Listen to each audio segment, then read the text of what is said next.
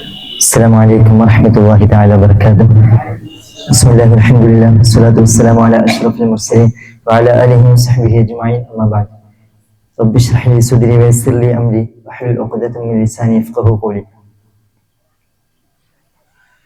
കൂടുതൽ ആമുഖങ്ങളൊന്നുമില്ലാതെ എൻ്റെ വിഷയത്തിലേക്ക് ഞാൻ കിടക്കുകയാണ്. ഇൻഷാ അല്ലാഹ്. നമുക്ക് മനസ്സിലാക്കിയതുപോലെ എല്ലാ കാലത്തോടും സംവദിക്കാൻ പര്യാപ്തമായ ഒരു അതുല്യമായ ഗ്രന്ഥമാണ് വിശുദ്ധ ഖുർആൻ എന്ന് പറയുന്നത്. ഖുർആനിന്റെ ആദ്യത്തെ അഭിസംബോധിത സമൂഹം അത് അറബികളായിരുന്നു. അറബികൾ എന്നാൽ എക്കാലത്തെയും ഏറ്റവും മികച്ച അറബ് സാഹിത്യ കുലപതികളായിരുന്നു അവർ. അതുകൊണ്ട് തന്നെ അവരുടെ ഭാഷാ മികവിനെ വെല്ലുന്ന, അതിനെ അപ്രസക്തമാക്കുന്ന മനോഹരമായ അത്യുന്നതമായ ഭാഷാ സൗന്ദര്യത്തിലാണ് അല്ലാഹു സുബ്ഹാനഹു വ തആല വിശുദ്ധ ഖുർആനിനെ അവതരിപ്പിച്ചത് എന്ന് നമുക്ക് മനസ്സിലാക്കാൻ സാധിക്കും. അത് വിശുദ്ധ ഖുർആൻ എത്രത്തോളം അവരിൽ സ്വാധീനം ചെലുത്തി എന്ന് ചരിത്രം പരിശോധിച്ചാൽ നമുക്ക് മനസ്സിലാക്കാൻ സാധിക്കും. നാം ഒന്ന് ചിന്തിച്ചു നോക്കേണ്ടതുണ്ട്. ഇസ്ലാമിന്റെ ആദ്യ നാളുകളിൽ ആളുകളൊക്കെ ഇസ്ലാമിലേക്ക് കടന്നു വരാനുള്ള ഒരേയൊരു കാരണം അത് വിശുദ്ധ ഖുർആനിന്റെ മാസ്മരികതയായിരുന്നു.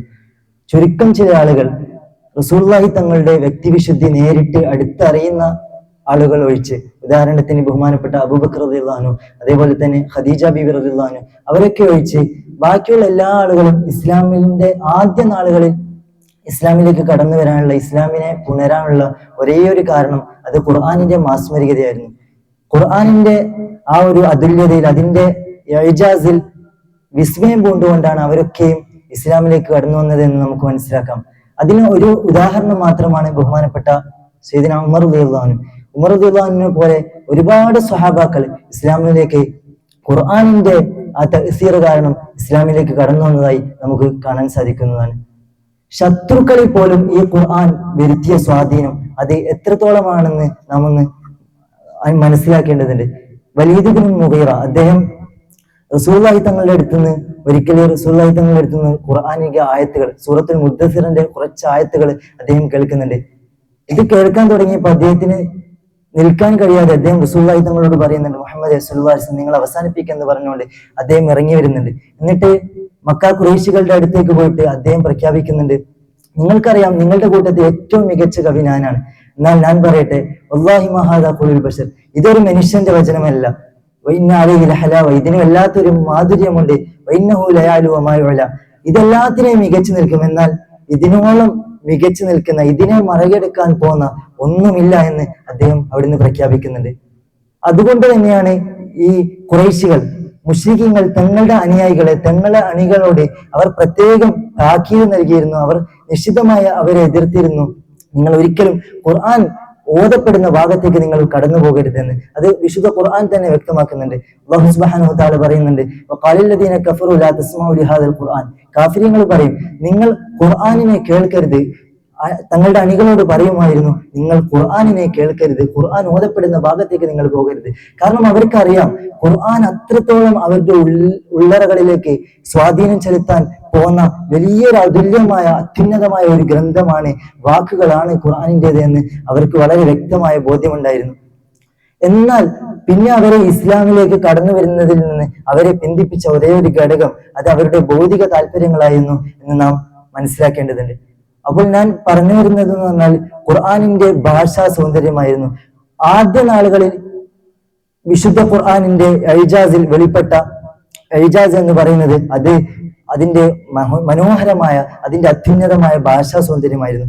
അങ്ങനെ നാളുകൾ കഴിയുന്തോറും, കാലം കഴിയുന്നതിനനുസരിച്ച് വിശുദ്ധ ഖുർആനിന്റെ ഇജാസിന്റെ ഒരുപാട് രൂപങ്ങൾ ഇങ്ങനെ വെളിപ്പെട്ടുകൊണ്ടിരിക്കുകയാണ്. ഇന്ന് നാം ആധുനിക യുഗത്തിൽ ജീവിച്ചിരിക്കുമ്പോൾ ശാസ്ത്രീയമായ ഒരുപാട് സത്യങ്ങൾ ഇങ്ങനെ, ശാസ്ത്രീയമായിട്ടുള്ള പുരോഗതികൾ ഇങ്ങനെ വികസിച്ചുകൊണ്ടിരിക്കുന്ന ഈ കാലഘട്ടത്തിൽ ഖുർആനിൽ നിന്ന് ഒരുപാട് ശാസ്ത്രീയമായ സത്യങ്ങൾ ഇങ്ങനെ കണ്ടെത്തപ്പെട്ടുകൊണ്ടിരിക്കുകയാണ്. അതുപോലെ തന്നെ ഡിജിറ്റലൈസ് ആയിട്ടുള്ള ഒരു യുഗത്തിലൂടെയാണ് നമ്മൾ കടന്നു പോകുന്നത്. ഖുർആൻ അക്കങ്ങളിൽ തീർത്തിട്ടുള്ള, നമ്പേഴ്സുകളിൽ ഖുർആൻ തീർത്തിട്ടുള്ള വലിയ അത്ഭുതകരമായ, വിസ്മയകരമായ സാമ്യതകളെ ഇന്ന് ലോകം മനസ്സിലാക്കിക്കൊണ്ടിരിക്കുകയാണ്. ലോകം അത്ഭുതം കൂറിക്കൊണ്ടിരിക്കുകയാണ്. ഇതാണ് വിശുദ്ധ ഖുർആനിന്റെ ഇജാസിന്റെ ഒരു ലോകം എന്ന് പറയുന്നത്. അതായത് ഓരോ കാലത്തിനനുസരിച്ചും വിശുദ്ധ ഖുർആന്റെ ഇജാസുകൾ, അതിന്റെ രൂപങ്ങൾ ഇങ്ങനെ പുറത്തു വന്നുകൊണ്ടിരിക്കുകയാണ്, വെളിപ്പെട്ടുകൊണ്ടിരിക്കുകയാണെന്ന് നാം മനസ്സിലാക്കേണ്ടതുണ്ട്. ഞാൻ വിശുദ്ധ ഖുർആന്റെ ഏജാസിനെ പറഞ്ഞുകൊണ്ട് തുടങ്ങിയത് കാരണം വിശുദ്ധ ഖുർആനിന്റെ ഏജാസിന് ഖുർആനിന് ശേഷം വന്ന ഖുർആനിന്റെ തഫ്സീറിന് വലിയ റോൾ ഉണ്ട് എന്ന് നാം മനസ്സിലാക്കേണ്ടതുണ്ട്. തഫ്സീറിന്റെ രചനകളിൽ ഖുർആനിന്റെ ഏജാസിന് വലിയ റോൾ ഉണ്ട്. കാരണം മുഫസ്സിരിങ്ങൾ ഇതിനെയും കൂടി പരിഗണിച്ചുകൊണ്ടാണ് പിന്നീട് അവരുടെ തഫ്സീർ രചനകൾ അവർ ആരംഭിക്കുന്നത്. നമുക്ക് പഴയകാല മുഫസ്സിരിങ്ങളുടെ അവരുടെ രീതിശാസ്ത്രം ഒന്ന് പരിശോധിച്ച് നോക്കുകയാണെങ്കിൽ അവരൊക്കെ വിശുദ്ധ ഖുർആൻ അടിസ്ഥാനപരമായി എന്താണോ പറയുന്നത്, പ്രധാനമായും വിശുദ്ധ ഖുർആൻ എന്താണോ പറയുന്നത് അതിനെ ഊന്നി പറയാനാണ് അവർ ശ്രമിച്ചത്.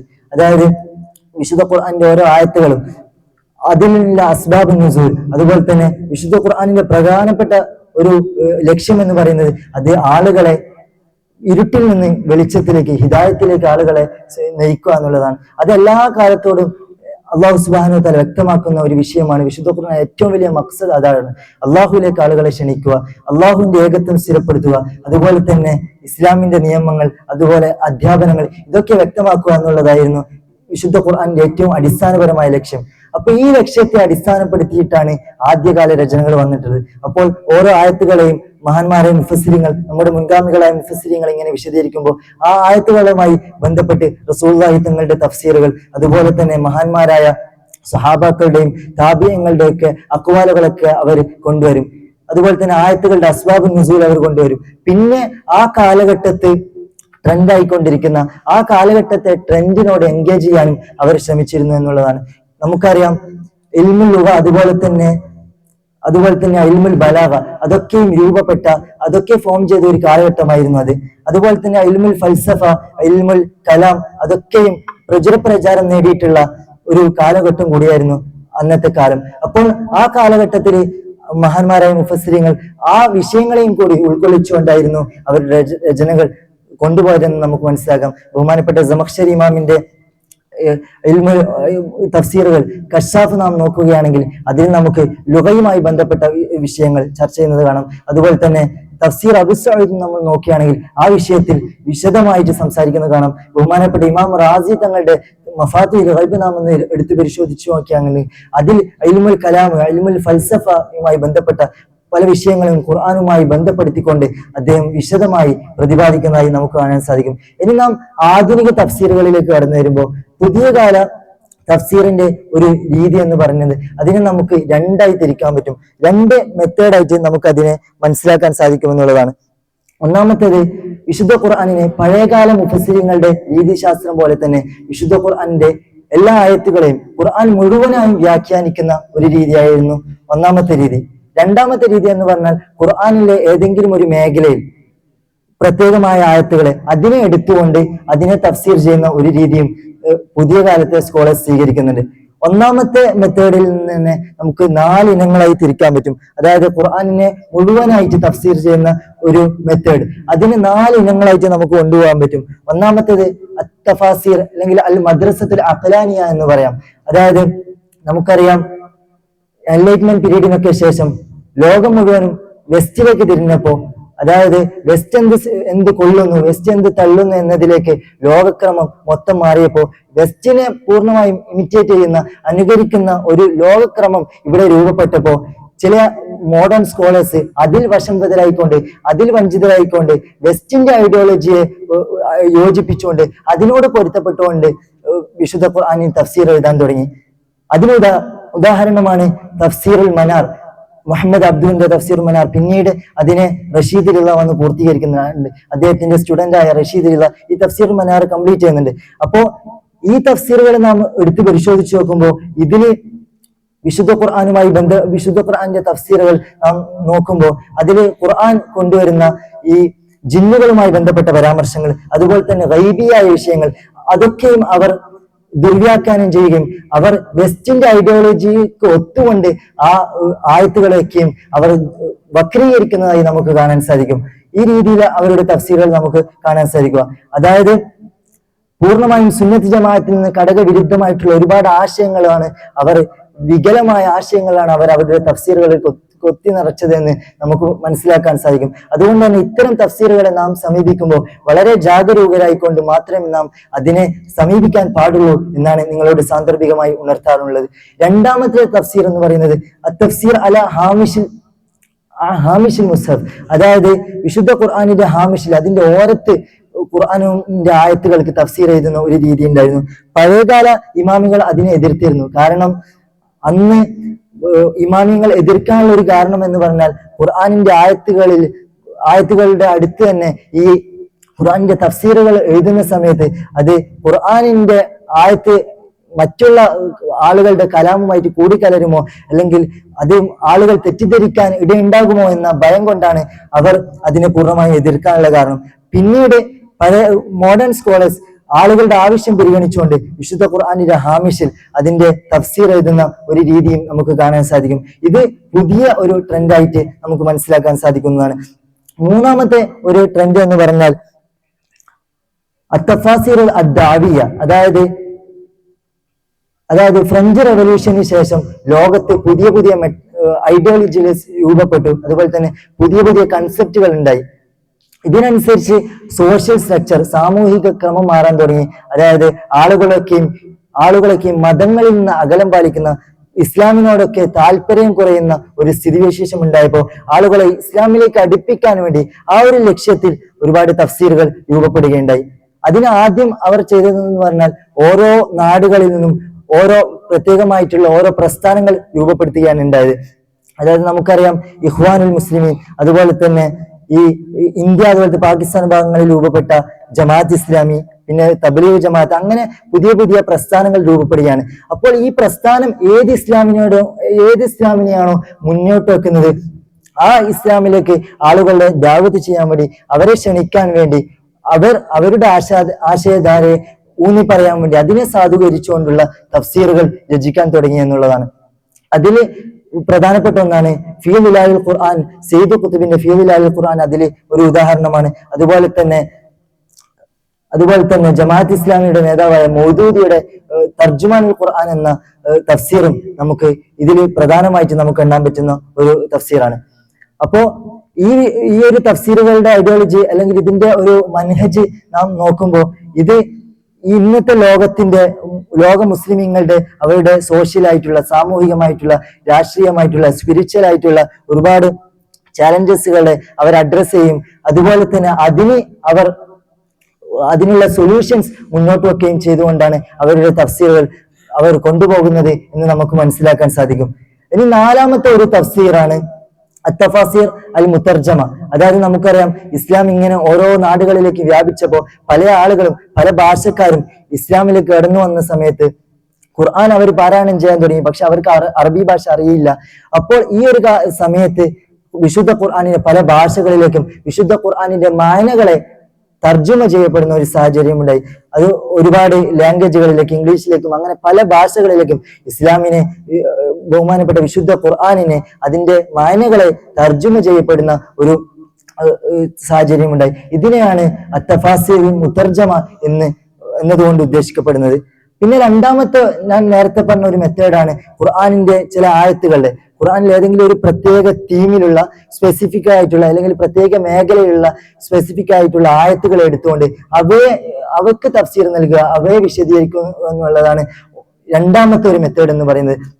ഇതിന് ഉദാഹരണമായിട്ട് നമുക്ക് പല തഫ്സീറുകളെ കാണാൻ പറ്റും. ഉദാഹരണത്തിന് തഫ്സീറുൽ ഇൽമി ആയിട്ടുള്ള, ശാസ്ത്രീയമായിട്ടുള്ള ഖുർആനിക ആയത്തുകളെ, ആ ആയത്തുകളെ പ്രത്യേകം എടുത്തുകൊണ്ട് ഇന്നേ വരെ സത്യമായി കണ്ടെത്തപ്പെട്ടിട്ടുള്ള ശാസ്ത്രീയമായിട്ടുള്ള ഒരുപാട് സത്യങ്ങൾ, ശാസ്ത്രീയമായ യാഥാർത്ഥ്യങ്ങൾ, അതിലേക്ക് സൂചിപ്പിക്കുന്ന വിശുദ്ധ ഖുർആനിന്റെ ആയത്തുകളെ എടുത്തുകൊണ്ട് അതിനായിട്ട് പ്രത്യേകമായിട്ട് തഫ്സീർ നൽകുക, ശാസ്ത്രീയമായിട്ടുള്ള ഒരുപാട് തഫ്സീറുകൾ നൽകുക എന്നുള്ളതാണ് ഇതുകൊണ്ട് ഉദ്ദേശിക്കുന്നത്. അതിൽ പ്രധാനിയാണ് സുഹ്ലുൽ നജ്ജാർ. ഈ അടുത്ത കാലത്തായിട്ട് മരണപ്പെട്ട സുഹ്ലുൽ നജ്ജാർ. അദ്ദേഹത്തിന് ഒരുപാട് ഗ്രന്ഥങ്ങൾ ഈ മേഖലയിലുണ്ട്. അസ്സമാഉ ഫിൽ ഖുർആനിൽ ഖരീം, ഖുർആനിൽ അതായത് ആകാശവുമായി ബന്ധപ്പെട്ടിട്ടുള്ള ശാസ്ത്രീയമായിട്ട് ഖുർആൻ സൂചിപ്പിക്കുന്ന ആയത്തുകൾ, ഖുർആൻ വ്യക്തമാക്കുന്ന ആയത്തുകളെ അദ്ദേഹം പ്രത്യേകമായി എടുത്തുകൊണ്ട് അതിൽ കൂടുതൽ ചർച്ച നടത്തുന്ന ഒരു തഫ്സീർ നമുക്ക് കാണാൻ പറ്റും. അതുപോലെ തന്നെ അൽ അർദു ഫിൽ ഖുർആനിൽ കരീം, അൽ ഹയവാനു ഫിൽ ഖുർആനിൽ കരീം, ഇതൊക്കെയും പ്രത്യേകമായിട്ട് അദ്ദേഹം ഓരോ ഗ്രന്ഥങ്ങളായിട്ട് രചിക്കുന്നതായി നമുക്ക് കാണാൻ സാധിക്കും. പിന്നെ അതുപോലെ തന്നെ ലുഗയിൽ ഏറ്റവും കൂടുതലായിട്ട് ഫോക്കസ് ചെയ്തുകൊണ്ട് ലുഗയിൽ മാത്രം ആഴത്തിലുള്ള പഠനങ്ങൾ നടത്തിക്കൊണ്ട് വിശുദ്ധ ഖുർആനിന്റെ ലുഗവിയായിട്ടുള്ള ഒരുപാട് അസ്രാറുകൾ ഇങ്ങനെ ഊന്നി പറഞ്ഞുകൊണ്ടുള്ള തഫ്സീറുകൾ നമുക്ക് കാണാൻ സാധിക്കും. അത് ആധുനിക സ്കോളർ ആയിട്ടുള്ള മുഹമ്മദ് ഫാദിൽ സ്വാലിഹ് സാമുറായി എന്ന് പറയുന്ന ഒരു പണ്ഡിതനുണ്ട്. അദ്ദേഹം ഈ മേഖലയിൽ ഒരുപാട് രചനകൾ അദ്ദേഹം നടത്തുന്നതായി നമുക്ക് കാണാൻ സാധിക്കും. മിൻ അസ്റാറിൽ ബയാനി ഫിൽ ഖുർആനിൽ കരീം, അതുപോലെ തന്നെ മുറാഅത്തുൽ മഖാം ഖുർആനി, അങ്ങനെ പല ഗ്രന്ഥങ്ങളും അദ്ദേഹത്തിന് ഈ മേഖലയിൽ ഉണ്ടാവും. അദ്ദേഹം ഈ ഗ്രന്ഥങ്ങളിലൊക്കെ വ്യക്തമാക്കുന്നത് വിശുദ്ധ ഖുർആനിന്റെ ഓരോ അസ്റാറുകൾ, ഓരോ പദങ്ങൾ വിശുദ്ധ ഖുർആൻ എത്രമാത്രം അക്യുറേറ്റ് ആണ് കൊണ്ടുവന്നത്, ഓരോ വിശുദ്ധ ഖുർആനിലെ ലഫ്ദുകൾ എവിടെയാണ് വെച്ചത്, അത് എത്രത്തോളം കൃത്യമാണ് അദ്ദേഹം സ്ഥാപിക്കുന്നുണ്ട്. അതുപോലെ തന്നെ വിശുദ്ധ ഖുർആനിൽ ഓരോ പദങ്ങൾ ഖുർആനിൽ ഉപയോഗിച്ചിട്ടുള്ള അല്ലാം, ചില സ്ഥലങ്ങളിൽ അല്ലാഹു സുബ്ഹാനഹു വതആല അലീം എന്ന് പ്രയോഗിക്കുന്നു, ചില സ്ഥലങ്ങളിൽ അല്ലാം എന്ന് പ്രയോഗിക്കുന്നു, ചില സ്ഥലങ്ങളിൽ ആലിം എന്ന് പ്രയോഗിക്കുന്നു. അതുപോലെ തന്നെ ചില സ്ഥലങ്ങളിൽ അല്ലാഹു സുബ്ഹാനഹു വതആല ഹയ്യത്ത്, പാമ്പിനെ കുറിച്ച് ഹയ്യത്ത് എന്ന് പറയുന്നു, ചില സ്ഥലങ്ങളിൽ സുബ്ഹാൻ എന്ന് പറയുന്നു. അങ്ങനെ ചില സ്ഥലങ്ങളിൽ മഹിയ, ഹയാത്ത്, ചില സ്ഥലങ്ങളിൽ മമാത്ത് എന്ന് അല്ലാഹു പറയുന്നു. എന്നാൽ ചില സ്ഥലങ്ങളിൽ അല്ലാഹു സുബ്ഹാനഹു വതആല മൗത്ത് എന്ന പദമാണ് ഉപയോഗിക്കുന്നത്. അങ്ങനെ ഈ ഖുർആനിന്റെ ലഫ്ദുകളിലുള്ള അസ്റാറുകൾ അദ്ദേഹം വ്യക്തമാക്കി പറയുന്നുണ്ട്. അതുപോലെ തന്നെ ഖുർആനിലുള്ള ഈ ചില സ്ഥലങ്ങളിൽ അല്ലാഹു സുബ്ഹാനഹു വതആല പറയുന്നു, ചിലതിനെ ഹദ്ഫ് ചെയ്യുന്നു, ചില സ്ഥലങ്ങളിൽ തഖ്ദീം ചെയ്യുന്നു, തഅഖീർ ചെയ്യുന്നു. അതുപോലെ തന്നെ അല്ലാഹു സുബ്ഹാനഹു വതആല വിശുദ്ധ ഖുർആനിൽ കൊണ്ടുവന്ന സിയാദത്ത്, നുഖ്സാൻ. അപ്പോൾ ഈ വിഷയങ്ങളൊക്കെയും ഖുർആനിലുള്ള ഓരോ വിഷയങ്ങളെയും അതിന് വ്യക്തമായിക്കൊണ്ട് അതിന്റെ ഓരോ അസ്റാറുകളും, എന്തുകൊണ്ട് അല്ലാഹു സുബ്ഹാനഹു വതആല ഇത് പറഞ്ഞു, എന്തുകൊണ്ട് ഈ വാക്ക് ഉപയോഗിച്ചിട്ടില്ല, എന്തുകൊണ്ട് ഇത് പറഞ്ഞു, അതിന് വ്യക്തമായിട്ടുള്ള കാരണങ്ങൾ അദ്ദേഹം കണ്ടെത്തുന്നുണ്ട്. അദ്ദേഹം അതിനെ വിശകലനം ചെയ്യുന്നതായിട്ട് നമുക്ക് ഈ ഗ്രന്ഥം പരിശോധിച്ചാൽ നമുക്ക് മനസ്സിലാക്കാൻ സാധിക്കും. പിന്നെ നമുക്ക് പുതിയതായിട്ട് രൂപപ്പെട്ട ഒരു ഏജാസിന്റെ ഒരു ഇനം കൂടി പറഞ്ഞുകൊണ്ട് ഞാൻ അവസാനിപ്പിക്കാം. അതായത് ബഹുമാനപ്പെട്ട മുഹമ്മദ് റഊഫ് അബ്ദുൽ ഹമീദ് അബൂ സഈദ് എന്നിവർ എഴുതിയിട്ടുള്ള മിൻ ഇജാസിൽ ഖുർആൻ ഫി അജമിയിൽ ഖുർആൻ, അതായത് ഖുർആനിൽ ഉപയോഗിക്കപ്പെട്ട ഒരുപാട് അജമിയായിട്ടുള്ള പദങ്ങളുണ്ട്, ഒരുപാട് അജമിയായിട്ടുള്ള പദങ്ങൾ, ഇസ്ഹാഖ്, യാക്കൂബ്, അതുപോലെ തന്നെ ഇബ്രാഹിം, അങ്ങനത്തെ പല പദങ്ങളും അല്ലാഹു സുബ്ഹാനഹു വതആല വിശുദ്ധ ഖുർആനിൽ ഉപയോഗിക്കുന്നുണ്ട്. അപ്പോൾ ഈ പദങ്ങളൊക്കെയും നാം നോക്കുകയാണെങ്കിൽ ഈ പദങ്ങൾ ഏത് ആയത്തിലാണോ അല്ലാഹു സുബ്ഹാനഹു വതആല വ്യക്തമാക്കുന്നത് ആ ആയത്തിൽ തന്നെ ഈ ഭാഷയിലുള്ള മുജാനസ നമുക്ക് മനസ്സിലാക്കാൻ സാധിക്കും. ഉദാഹരണത്തിന് പറയുകയാണെങ്കിൽ സക്കരിയ നബി അലൈഹി ഇസ്ലാമിന്റെ ആ നാമം, ആ സക്കരിയ എന്നുള്ള നാമം ഹിബ്രു ഭാഷയാണ് അതിന്റെ ഒറിജിൻ. അപ്പോൾ അതിന്റെ അർത്ഥം എന്ന് പറയുന്നത്, അതിന്റെ അറബി ഭാഷയിലുള്ള അതിന്റെ അർത്ഥം എന്ന് പറയുന്നത് ദാക്കിറുള്ള എന്നാണ്, അള്ളാഹുവിനെ ഓർക്കുന്നവൻ എന്നാണ് അതിന്റെ അർത്ഥം. എന്നാൽ സൂറത്ത് മറിയമിൽ അല്ലാഹു സുബ്ഹാനഹു വതആല സക്കരിയ നബീനെ ആ സക്കരിയ എന്ന പദം ഉപയോഗിക്കുന്ന ആ ആയത്ത് നാം പരിശോധിച്ച് നോക്കുകയാണെങ്കിൽ നമുക്ക് കാണാൻ പറ്റും ദിക്റു റഹ്മത്തി റബ്ബിക അബ്ദഹു സക്കരിയ, അതായത് ദിക്റു റഹ്മത്തി റബ്ബിക, അല്ലാഹു സുബ്ഹാനഹു വതആലയെ സ്മരിക്കുക, ആ ദിക്ർ എന്ന പദം അല്ലാഹു സുബ്ഹാനഹു വതആല കൊണ്ടുവരുന്നുണ്ട്. അതുപോലെ തന്നെ ഇസ്മായിൽ നബി അലൈഹി ഇസ്ലാമിനെ കുറിച്ച് അല്ലാഹു പറയുമ്പോൾ അല്ലാഹു സുബ്ഹാനഹു വതആല പറയുന്നുണ്ട് റബ്ബനാ തഖബ്ബൽ മിന്നാ ഇന്നക അൻതസ് സമീഉൽ അലീം. അല്ലാഹു സുബ്ഹാനഹു വതആല ഇസ്മായിൽ എന്ന ആ ഒരു പദം ഉപയോഗിച്ച ആ ആയത്തിൽ തന്നെ അതിന്റെ അവസാനത്തിൽ ഇസ്മായിൽ എന്ന ഭാഷ, ഇസ്മായിൽ എന്ന പദത്തിന്റെ ഒറിജിൻ ഹിബ്രു ഭാഷയാണ്. അതിന്റെ അർത്ഥം എന്ന് പറയുന്നത് സമീഉല്ലാഹ് എന്നാണ് അതിന്റെ അർത്ഥം. അപ്പോൾ ആ അർത്ഥം തന്നെ വിശുദ്ധ ഖുർആൻ എവിടെയാണോ ആ അജമിയായിട്ടുള്ള ആ പദം കൊണ്ടുവന്നത് അതിന് തന്നെ അതിന്റെ യഥാർത്ഥ അർത്ഥം കൂടി, അറബിയിലുള്ള അർത്ഥം കൂടി അല്ലാഹു സുബ്ഹാനഹു വതആല സൂചിപ്പിക്കുന്ന മനോഹരമായ വിസ്മയകരമായിട്ടുള്ള അല്ലാഹു സുബ്ഹാനഹു വതആലയുടെ പ്രയോഗങ്ങളൊക്കെ നമുക്ക് കാണാൻ സാധിക്കും. അപ്പൊ ഈ വിഷയങ്ങളൊക്കെ ചർച്ച ചെയ്തുകൊണ്ട് പുതിയതായിട്ട് രൂപപ്പെട്ട ഒരു ഇജാസാണ് മിൻ ഇജാസിൽ ഖുർആൻ ഫി അജമിയിൽ ഖുർആൻ. അല്ലാഹു സുബ്ഹാനഹു വതആല വിശുദ്ധ ഖുർആനിന്റെ മേഖലയിൽ ആഴത്തിൽ പഠിക്കാനും മനസ്സിലാക്കാനും അല്ലാഹു സുബ്ഹാനഹു വതആല തൗഫീഖ് നൽകി അനുഗ്രഹിക്കുമാറാവട്ടെ എന്ന് പ്രാർത്ഥിച്ചുകൊണ്ട് ഞാൻ എന്റെ വാക്കുകൾ ഉപസംഹരിക്കുന്നു. അസ്സലാമു അലൈക്കും വറഹ്മത്തുള്ളാഹി.